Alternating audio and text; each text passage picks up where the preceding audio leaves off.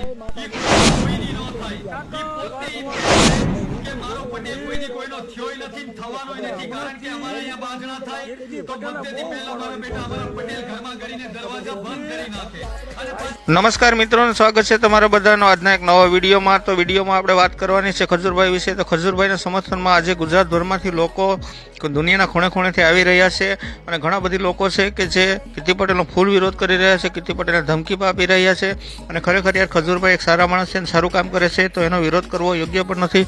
તો અત્યારે તમે જોઈ શકો છો વિડીયોમાં ઘણા બધી યુવાનો છે તેનો વિરોધ કરે છે અને આવા જ યુવાનો આપણે વિડીયોમાં આગળ બતાવવાના છે।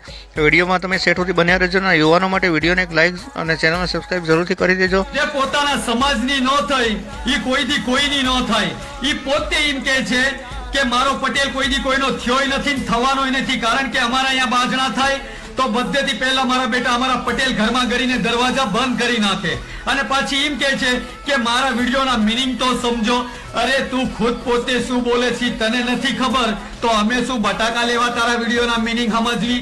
અને પાછી તું એમ કે કૃષ્ણ ભગવાને એવું કીધું છે કે ખોટો વિરોધ થતો હોય ત્યાં લડી લેવું, તો હું ખોટો વિરોધ કરતો હોય તો તે મને શું બટાકા લેવા બ્લોક કરી દીધો?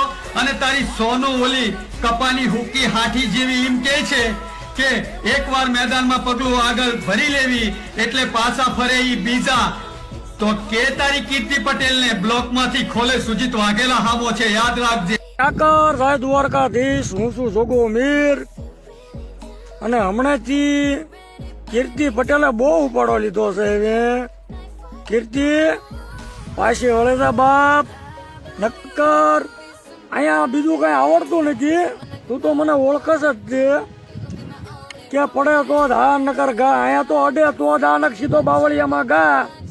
તું જેનો વિરોધ કરસ ને બાપા ખજૂરભાઈ નો એ રવા દે અને પાછી વળેજા જાતું હોય છે વાઈડમાં કરી દે છે ગાંડમાં, એટલે કરવાનું હોય કર બાપા હો।